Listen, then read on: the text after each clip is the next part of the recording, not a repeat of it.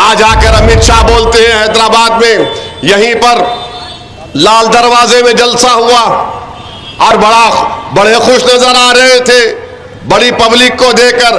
अमित शाह साहब, जितने लोग आपके जलसे में आए, अगर मैं यहां पर बोल दूं कि हम यहां परसों वहां पर सांचक मंजे की दावत है, तो उससे ज्यादा लोग जमा हो जाते वहां पर।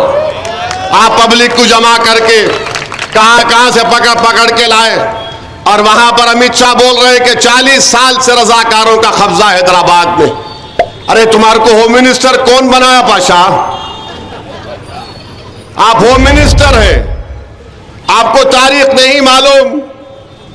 तुमने ये जुमला कहकर सरदार पटेल की तौहीन कर दी। तुमने जो रजाकार थे वो पाकिस्तान भाग गए, जो वफादार है और रहेंगे वो तुम्हारे और मोदी की आंख में आंख डालकर अपने इंसाफ की लड़ाई लड़ेंगे भारत के संविधान के दायरे में रहकर। तो वफादारों को खत्म नहीं किया जा सकता, वफादारों को हराया नहीं जा सकता। हां, जो अंग्रेजों के साथ मिलकर इस मुल्क से गद्दारी कर रहे थे, ये वफादार उन गद्दारों को हराएगा इंशाअल्लाह ताला। अरे हम तो वो है, इसी हैदराबाद से मौलवी इस्माइल सबसे पहले उनको काला पानी की सजा दी गई थी, मगर मौलवी इस्माइल रहमतुल्लाह अलैह ने माफीनामा नहीं लिखा। अमित शाह आपके हीरो 6 लव लेटर लिखे अंग्रेजों को, हम फांसी के फंदे को कबूल करना पसंद किए। अंग्रेजों के सामने न माफी मांगे न उनके सामने सर झुकाया। सुनो मोदी, तुम 17 करोड़ भारत के अल्पसंख्यक समाज को घुसपैठी कहते हो, तो तुम कभी मुरादाबाद जाओ मोदी, और जाकर पूछो कि मौलाना काफी कौन थे। मौलाना काफी वो थे, मुरादाबाद के मुफ्ती थे। अंग्रेजों ने गरम गरम इस्तरी से उनके जिस्म पर तकलीफ देते थे। मौलाना काफी वो थे कि जब फांसी के फंदे पर अंग्रेज उनको लेकर जा रहे थे, तो मौलाना काफी की जबान पर नाते रसूल सल्लल्लाहु अलैहि वसल्लम के अल्फाज थे। ये हमारे बुजुर्गों की कुर्बानी है। और तुम लोग जिसको श्यामा प्रसाद मुखर्जी को बड़ा कहते हो, वो श्यामा प्रसाद मुखर्जी और मोहम्मद अली जिन्ना मिलकर हुकूमत बनाते हैं, और अमित शाह आकर यहां पर बोलते रजाकार। अरे रजाकार नहीं है, ये हैदराबाद की सरजमीन है, यहां पर हम सब मिलकर रहते हैं। पिछले 18-19 साल से अल्हम्दुलिल्लाह कोई फसाद नहीं हुआ, ना हम फसाद करने की किसी को इजाजत देंगे। रोको मोदी तुम्हारे कैंडिडेट को। तीर मस्जिद पर फेंकने की कोशिश नहीं थी, तीर हैदराबाद के अमन को बदनाम और बर्बाद करने की कोशिश कर रहे थे। तो मेरे अजीज दोस्तों और बुजुर्गों, मेरी आपसे दबन गुजारिश है कि अपने वोट का इस्तेमाल करिए। यकीनन मजलिस को और भी काम करवाना है। आपने देखा कि हमने चीफ मिनिस्टर को बुलाकर वो जो महात्मा गांधी बस डिपो से फलकनुमा की मेट्रो का काम था उसकी मंजूरी दिलवाई, उसका संगे बुनियाद रखा। इंशाअल्लाह ताला वो एक जो हिस्सा बचा हुआ है उसका काम शुरू होगा। आपने देखा कि मजलिस की नुमाइंदगी पर चीफ मिनिस्टर ने जो एयरपोर्ट की नागोल से मेट्रो की लाइन आएगी, हैदराबाद के पार्लियामेंट के हल्के में उसके 3 स्टेशन बनेंगे। एक होगा ओवैसी हॉस्पिटल के पास, दूसरा होगा हाफिज बाबा नगर, तीसरा होगा चंद्रायन गुट्टे के पास, जो यहां से डायरेक्ट एयरपोर्ट को जाएगी। तरक्याती काम अंजाम दिए जा रहे हैं। ये रोड वाइडनिंग का काम भी हुआ और भी रोड वाइडनिंग के काम ज़ेरे दौरान है। इंशाअल्लाह ताला उन कामों को भी तेजी से पूरा किया जाएगा। ये बार बार पूछते मजलिस क्या करी? अरे दीवानों, यहां से 5 कदम के फासले पर हुसैन अलियम इंटर और जूनियर डिग्री कॉलेज है, जाकर देखो। उस कैंपस को बनाने वाले का नाम क्या है तुम पूछ लो। वहां पर कितनी बड़ी तादाद में हमारी बेटियां जूनियर और डिग्री कॉलेज में तालीम हासिल कर रही है। जाओ फलकनुमा के कैंपस को देखो, जाओ जाकर किले गोलकुंडा में जो बड़ा कैंपस बनाया गया डिग्री और जूनियर कॉलेज का, टिमरिस के स्कूल खोले गए।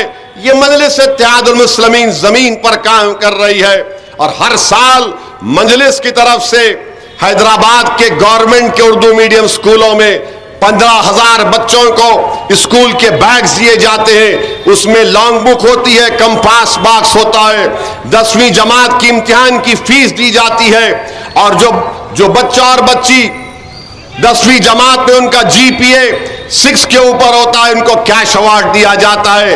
मजलिस ये काम करती है। और ये बीजेपी की उम्मीदवारा, बताओ अमित शाह, क्या इसका दवाखाना कोविड के दौरान 8-10 दिन के लिए ब्लैकलिस्ट नहीं हुआ था? 10 दिन, 8 या 10 दिन के लिए ब्लैकलिस्ट कर दिया गया था। क्यों कर दिया गया था? क्योंकि ये लोग कोविड के पेशेंटों को लोच लोच कर खा रहे थे, लूट कर खा रहे थे। और आज आकर बड़ा ज्ञान दे रहे, ऐसा कर देंगे, वो कर देंगे, और बार बार बोल रहे पतंग को ऐसा काट देंगे। अरे याद रखो, पतंग हम भी पिलाते हैं, और जब दूसरे की पतंग काटते हैं ना, तो या तो ढील से काटते हैं या खींच के काट के। एक तीसरा तरीका भी है अमित शाह हमारे पास, अत्ते मार लेते, हम दूसरे की पतंग रख लेते। तो अब आपके ऊपर है कि आप कौन सी पतंग लड़ाना चाहते, ढील से काटना आपको, या खींच के काटना, या अत्ते कर लेना। तो सोच लो। अब आप 13 तारीख के दिन इंशाअल्लाह ताला आप तमाम को निकलकर अपने के कोड का इस्तेमाल करना है। मैं यहां पर आ रहा था तो नरेंद्र मोदी की तकरीर के घुसपैठी है और क्या क्या वो बकवास करे। तो हमारे एक हैदराबाद के, तेलंगाना के मशहूर शायर हैं, उनका नाम मोइन बंबू है, मोइन अमर बंबू। उन्होंने अच्छा लिखे, काम नहीं होने के क्यों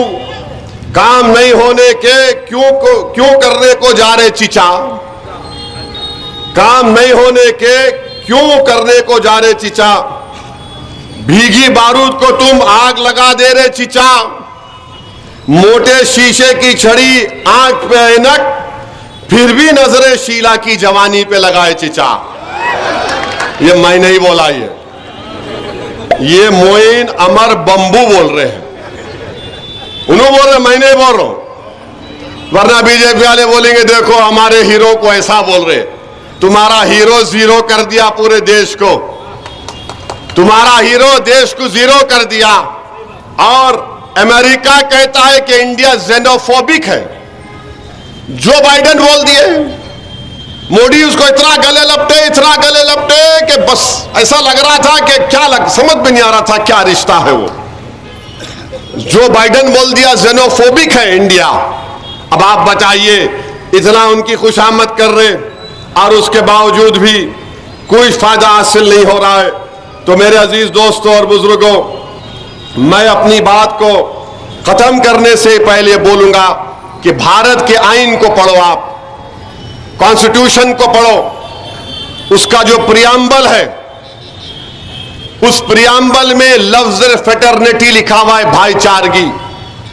सबसे अहम चीज है। नरेंद्र मोदी उस भाईचारगी को हमेशा के लिए बर्बाद करना चाहते हैं। तो मेरी आपसे गुजारिश है कि आप अपनी भाईचारगी को बरकरार रखिए, अपनी भाईचारगी को खत्म होने मत दीजिए।